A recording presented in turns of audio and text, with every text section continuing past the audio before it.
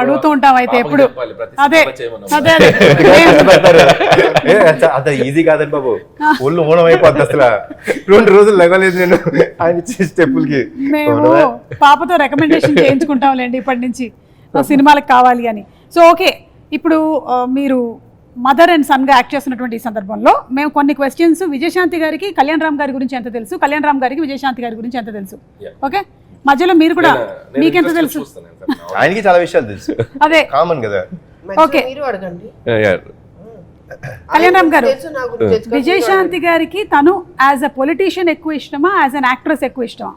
Every other time which we had a conversation was related to జనంకి ఏం చేయాలి మనం, how should we give them a better life, how should we be, ఎక్కువ దాని గురించి ఉండేది. So that's why I could say he politician. So right answer అండి, 1 point వచ్చేసింది మీకు. విజయశాంతి గారు, ఒకవేళ కనుక కళ్యాణ్ రామ్ గారు యాక్టర్ కాకపోయి ఉండుంటే ఏమై ఉండేవాళ్ళు? యాక్టర్ కాకపోయి ఉంటే ఏమైపోయేవారు? I think businessman. Somewhere Kalyan Ram గారు రైట్ ప్రొడ్యూసర్ అనుకుంటున్నా. ప్రొడ్యూసర్ అంటే యాక్టర్ కాకపోతే ప్రొడ్యూసర్ ఆడే అయ్యేది. ఎట్లాగైనా మీరు మీకు అంటే యూ స్టార్టెడ్ ద బ్యానర్, మీరు అనుకున్నదే కదా నందమూరి తారక రామారావు, మీరు మీ విషయం కదా. నేను గెస్ట్ చేసింది ఏంటంటే ఒకవేళ యాక్టర్ అవ్వకపోయి ఉంటే ఏదో రకంగా ఫిల్మ్లో ఇండస్ట్రీలో మేబీ మా లాంటి డైరెక్టర్ల కోసం ప్రొడ్యూసర్ అవ్వాలిగా. అవును, సురేందర్ రెడ్డి గారు, నేను, మరి మేము రావాలిగా, ప్రొడ్యూసర్ అవ్వాలి, అయ్యేవారు.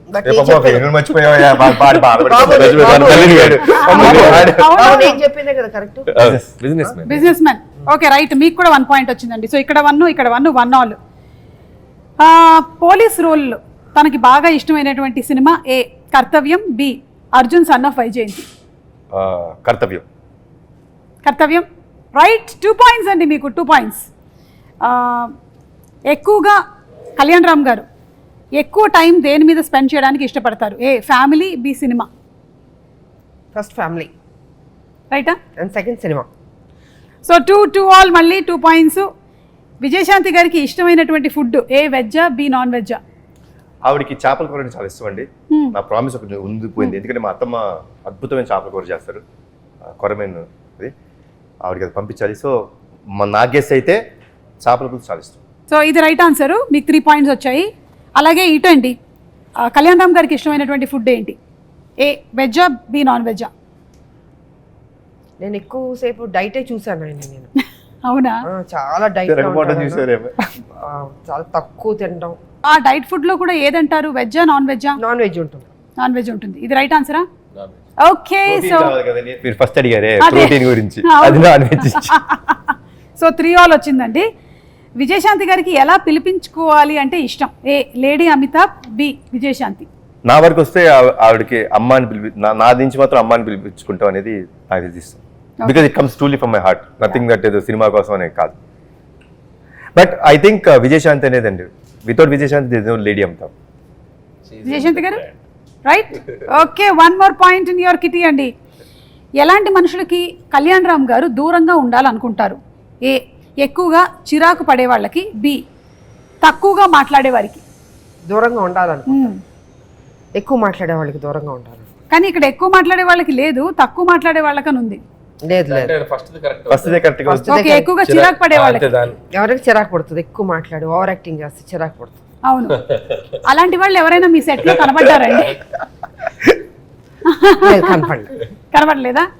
ఓకే, సో అలాగే మళ్ళీ మీకు ఇంకో పాయింట్ వచ్చేసింది, ఇది రైట్ ఆన్సరే కదా. మొహమాటం విజయశాంతి గారికి ఏ విషయంలో ఎక్కువ? తినేటప్పుడు లేదా కొత్త మనుషుల్ని కలిసినప్పుడు? మొహమాటం లేదండి అమ్మకి అసలు, చాలా ఏదైనా. ఏ క్వశ్చన్ క్యాన్సిల్ అయ్యా, క్వశ్చన్ క్యాన్సిల్. కథ వినేటప్పుడు అంటే చెప్పాము, కథ వినేటప్పుడు. కరెక్ట్, కథ వినేటప్పుడు ఆ మొహమాటంలో అలా మొహమాటంలో 2 ప్రాజెక్ట్స్ వచ్చినాయి. ఒకటే లైఫ్ ఇన్వేలో స్వాతి వచ్చేలా కమలాసన్. ఓకే, కళ్యాణ్ రామ్ గారు దేనికి దూరంగా ఉంటారు? ఏ పాలిటిక్స్, బి రూమర్స్. సినిమాకి దగ్గరగా ఉంటారు, మిగతా దూరంగా ఉంటారు. కళ్యాణ్ రామ్ గారు రెండింటికి దూరంగా ఉంటాను.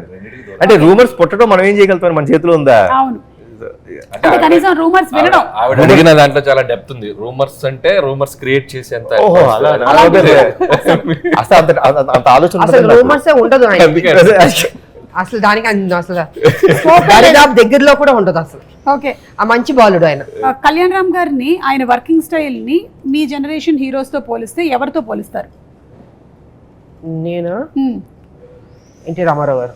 అమ్మా లేదు ఈజ్ పంచువల్, డిసిప్లిన్. నేను చూసినంత వరకు, అంటే తనతో చేశానని కాదు, డెఫినెట్గా వాళ్ళ తాతగారిదే వచ్చింది దానిలో ఆ పద్ధతి. జనరల్గా మామూలుగా హీరోలు అంటే రావచ్చు 11, 10, 12కి రావచ్చు, బట్ చాలా అర్లీగా వచ్చేస్తాడు సెట్కి. మేకప్ వేసుకుని రెడీగా ఉంటారు. అమ్మ రెడీ అంటారు, అమ్మ రెడీ అయితే ఓకే వచ్చేస్తారు. సో ఆ డిసిప్లిన్ ఉంది తనకి. ఏదో మాట్లాడేయడం సెట్లో అలాగే ఉండదు. క్వైట్, ఒక అఫెక్షను, ఒక గౌరవం ఈ కాలంలో అన్నది గ్రేట్. అదే నేను ఇందాక చెప్పాను కదా. సో వాళ్ళ తాతగారు అలవాట్లు వచ్చినాయి బాబుకి. నిజంగా నేను నిజంగా చెప్తున్నాను. నేను ఏదో కావాలని, నేను కొంచెం ఓపెన్గా మాట్లాడతాను, మీకు తెలుసు. ఫ్రాంక్గా నేను చెప్తున్నాను, ఆ డిసిప్లిన్ తాతగారి దగ్గర నుంచి వచ్చింది 100%. అనిల్ గారు, మీరు ఎవరితో పోల్చాలి అంటే కళ్యాణ్ రామ్ గారిని ఎవరితో పోలిస్తారు? కళ్యాణ్ గారికి నేను అబ్జర్వ్ చేసింది ఏంటంటే is more individual and he has, అంటే ఆయనకి ఒక ఇండివిజువల్ థాట్ ప్రాసెస్ ఉంటుంది, ఇండివిజువల్ డెసిషన్ మేకింగ్ ఉంటుంది. ఆయనది ఒక ప్లానెట్ ఉంటుంది. So he loves what he likes. So తన జెల్లయ్యే మనుషులతో, తనకు నచ్చిన మనుషులతో, తనకు అంత ఆ దాంట్లోనే ఉంటారు. సో మోర్ ఇండివిజువల్ బేస్డ్ అనుకుంటున్నాను నేను. ఇట్స్ లైక్ నేను బాగా అబ్జర్వ్ చేసింది అది. బట్ అది రామారావు గారు కూడా అంతే కదా, మా మార్నింగ్ వచ్చేస్తారు, రెడీ అయిపోతారు 3 o'clock లేవడం, ఎక్సర్సైజ్ అవన్నీ చేసి. బికాస్ నేను సినిమా చేశాను సత్యం శివం, అసిస్టర్గా చేశారు. రామారావు గారు, నాగేశ్వరరావు గారు ఇద్దరికి ఆయన ఓన్ ప్రొడక్షన్ అది. అసలు చాలా డిసిప్లిన్. మనకు భయం వేస్తుంది సెట్లో. ముందు ఆయన ఎంటర్ అవుతానే భయపడతాం, మనం ఆ వాయిస్కే భయపడతాం. బికాస్ అప్పుడు మేమంతా చిన్నపిల్లలం కాబట్టి. సో కళ్యాణ్ రామ్ గారు గురించి మేడం చెప్తా అనిపించిందంటే, అంటే చాలాసార్లు ఒక 2-3 అయిపోగానే కళ్యాణ్ రామ్ గారు కెరియర్ అంటుంటారు కదా, 2 రాగానే నెక్స్ట్ ఏంటి హీరోది జనరల్గా రాస్తుంటారు అంటుంటారు. నాకు తెలిసి కళ్యాణ్ గారు ఇంకొక 10, 15, 20 years అయినా కూడా will be there like Kalyan Ram garu. ఎందుకు అంటున్నానంటే he ready to take risk తీసుకునే నేచర్ ఉన్నాడు, ఎప్పుడు ఫెయిల్ గారు లైఫ్లో. ఒక బాల్ కాకపోతే ఒక బాల్ 6 వెళ్తుంది out of the park. So he is definitely is going to be rule ఇక్కడ టాలీవుడ్లో ఉంటారు, ఎప్పటికీ ఉంటారు. అందుకే నేను అంటే ఓ పటాస్ అవ్వచ్చు, మలిడివైన్ అవ్వచ్చు, రేపు ప్రదీప్ అవ్వచ్చు, ఒక డైరెక్టర్ని హీ క్రియేట్ వన్ డైరెక్టర్ కదా. ఆ రిస్క్ తీసుకునే యాటిట్యూడ్ ఉన్న హీరో ఆయన కాబట్టి అందుకే ఆయన హ్యాపీగా బెట్లా తీసుకుని కూర్చోవచ్చు. థ్యాంక్ యూ సో మచ్ అండి. మనం త్వరలోనే April 18th కలుసుకోబోతున్నాము ఇన్ థియేటర్స్. ఎనీథింగ్ ఎక్స్క్లూజివ్గా మీరు చెప్పాలనుకుంటున్నారా ప్రేక్షకులకి? 2 రాష్ట్రాల ప్రజలకి శ్రీరామనవమి శుభాకాంక్షలు తెలియజేసుకుంటున్నాను. హ్యాపీగా ఉండండి, పండగలు చేసుకోండి, జీవితం సంతోషంగా ఆనందంగా మీరు ఏమేమి జీవితంలో సాధించాలనుకుంటున్నారో అవి సాధించండి. మంచి ఫ్యూచర్ ఉంటుంది. మా సినిమా కూడా ఆదరించండి, అభిమానించండి, పెద్ద హిట్ చేయండి.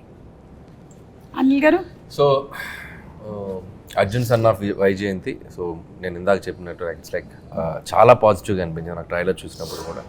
అండ్ కళ్యాణ్ గారు కాన్ఫిడెంట్గా ఉన్నారంటే definitely, so I know him better, నాకు ఆయన బాగా తెలుసు కాబట్టి. సో ఖచ్చితంగా సినిమా చాలా బాగా ఉండబోతుందని అనుకుంటున్నాను. సో టీం అందరికీ, ముఖ్యంగా డైరెక్టర్ ప్రదీప్కి, cameraman Ram Prasad and producers Kalyan Ram గారు, ఇంకో సునీల్ బల్జు అండ్ అశోక్ ముప్ప వాళ్ళకి. సో వాళ్ళది ఫస్ట్ కదా సార్, వాళ్ళ ఫస్ట్. సో వాళ్ళకి కూడా నా బెస్ట్ విషెస్ చెప్తున్నాను. అండ్ కళ్యాణ్ రామ్ గారి హ్యాండ్, సో మంచి హ్యాండ్. నాకు ఇష్టమైన హీరో, నాకు ఇష్టమైన వ్యక్తి, వీళ్ళిద్దరు కాంబినేషన్. నాకు స్వార్థం ఏంటంటే వీళ్ళిద్దరు కాంబినేషన్ మళ్ళీ దీనికి వీలైతే సీక్వెలా లేకపోతే మళ్ళీ వీళ్ళే చేస్తారా నాకు తెలియదు. అంత పెద్ద హిట్ అవ్వాలని నేను కోరుకుంటున్నాను. So I'm requesting the audience, so 18th please come to the theatres and Arjun son of వైజయంతిని ఒక మంచి సూపర్ డూపర్ హిట్ చేయండి అని నేను అడుగుతాను. కళ్యాణ్ రామ్ గారు, అమ్మ చెప్పిన మాట్లాడండి. సేమ్ థింగ్, కాపీ పేస్ట్ చెప్పేశారు కాబట్టి అందరూ తప్పకుండా వెళ్ళి April 18th and Kalyan Ram గారు కూడా చెప్పారు ఆ ఎండ్ ఏదైతే క్లైమాక్స్ బిట్ ఉందో అది తప్పకుండా మీరు థియేటర్లో ఎక్స్పీరియన్స్ చేయాల్సినటువంటి ఒక ఎమోషన్ అని. So let's go to theatres. మరొకసారి మీ అందరికీ శ్రీరామనవమి శుభాకాంక్షలు. Thank you.